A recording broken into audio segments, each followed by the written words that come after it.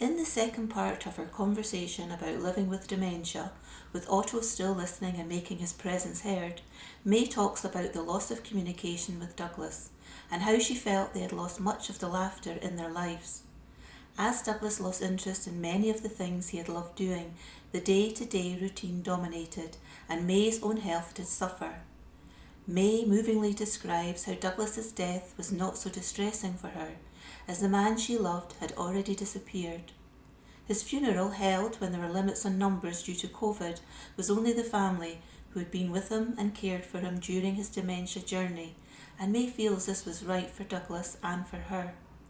Although May's grief about Douglas's death is fresh, she is also grieving about the last years they had together.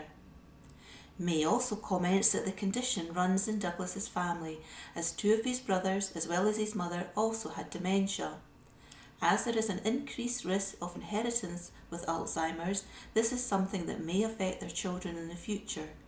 A point about which May feels strongly is that families should be helped to understand the diagnosis and its implications, to enable them to be able to support their partner or parent living with dementia. There is no doubt that May's story will resonate with others who may have experienced or be experiencing similar circumstances and emotions.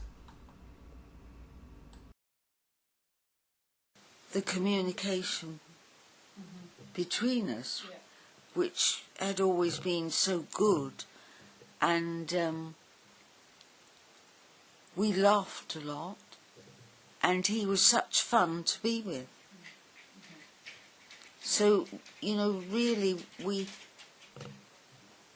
Douglas didn't need other people. And he used to say to me, hang around. And, it was difficult, but I don't think it can be like that with all people. I think because Douglas he was a loner, in fact. He liked his own company, or he could potter away. He could. Hours. Could he not? When he used to come in, having been in the office, and he was anxious to get out of office clothes, and he would come down in the most awful looking things, which were his work clothes. And I'd say, where are you going, doll? And he would say, I'm just going up to the workshop, which is just up there. You know where I am if you need me. And he couldn't wait. He would literally fly out the door and go up there. And I would eventually, when the kids were in bed or he wasn't needed, but I'd go up and I'd say, would you like me to bring your bed up here, Douglas? Oh, no, don't be silly. It's not that late. Yeah, so that rapport went on all the time. For years and years. So he liked his own company in that sense. And, he did indeed. Yeah. And so what about when he was getting more confused? Was he still able to potter a bit, or had that all changed? No, he quietened down. Right. And that was sad. Yeah. That was very sad, because I would say to him, let's go up and we'll have a look and see what's happening to your workshop. And we would do that, but he wouldn't really look around. He didn't really know where he was. Right. Yeah, it was quite dreadful. Yeah. And did he have an awareness of that? Yes, he did. Yeah. Which was even worse. Because I wanted to protect him from that, which surely must be worse than what the carer, if the carer is related, that is not good. Yeah. So it's the loss of the person, in some ways, the personality. Oh, yes. which you cover up, because I didn't want family to know what it was doing to me. It was bad enough. But of course they did. They would have.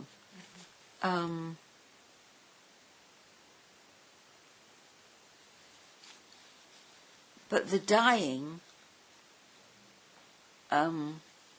wasn't as distressing because that had gone. He'd already died. Right.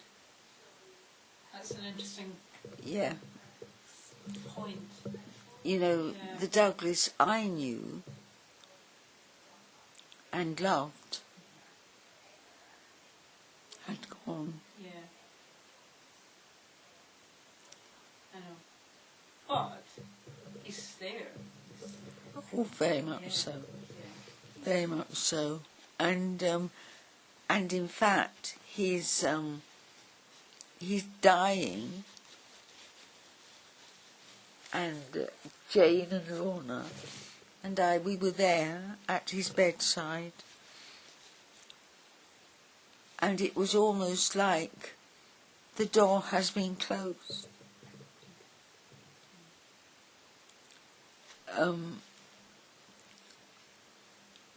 And they were absolutely wonderful.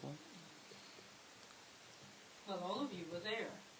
We were, and the fact at that time there were no funerals, so it was only us. That's right, the COVID restrictions. And it was wonderful, much, much nicer. That's it. That's very interesting too, to sort of say that. It was only those who really matter to you that were there. Definitely, definitely. And I would say that funerals,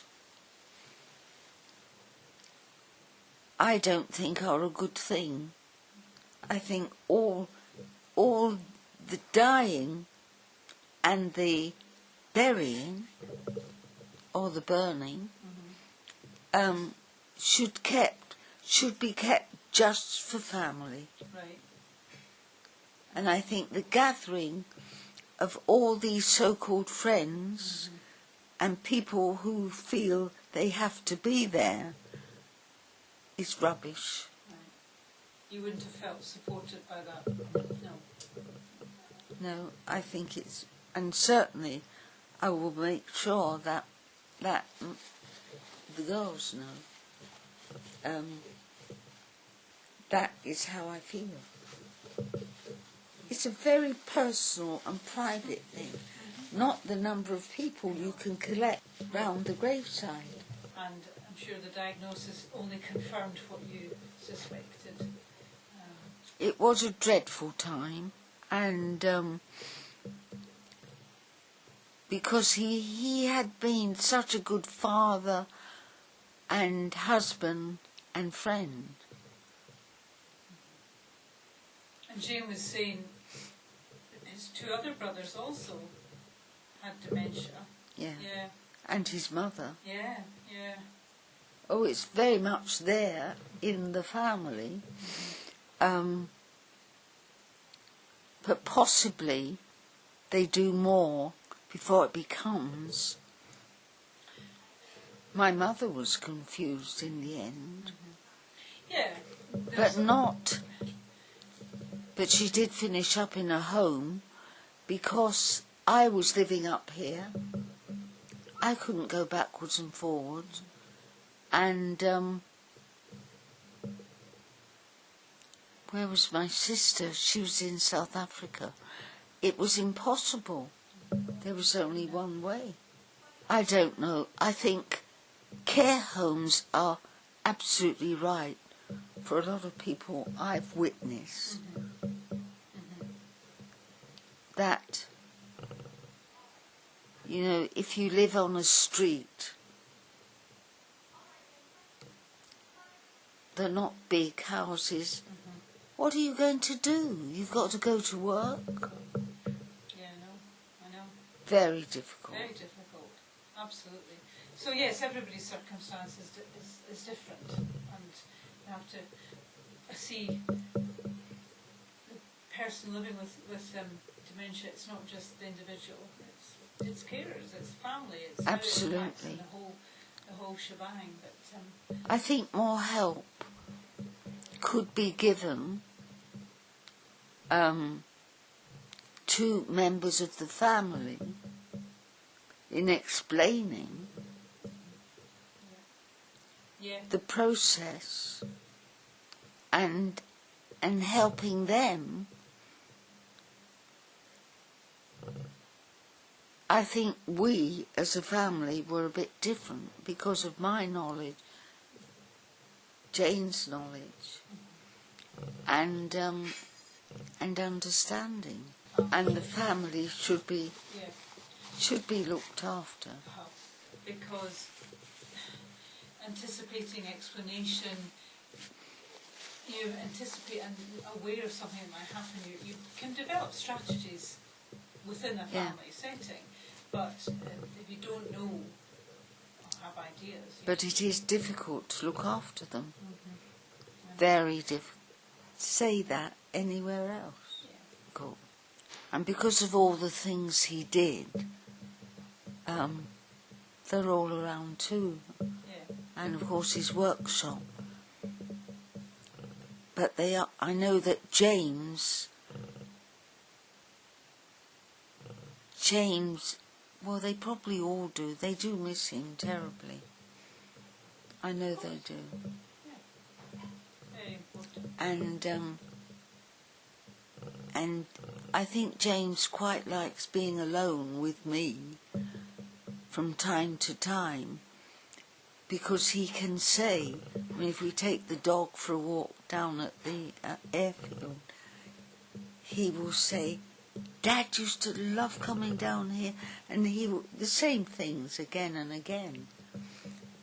Whereas he probably doesn't think he can say that anywhere else. Thank you for listening. I hope you enjoyed this podcast with me. You can find more like it on our website www.livingmemory.org.uk, or if you have a story you'd like to share, why not pop in and see us at the Wee Museum of Memory, Ocean Terminal Leith, or at the Centre Livingston. Alternatively, you could give us a call on 07714 783 726, or email us at comhist@googlemail.com. Until the next time, take care.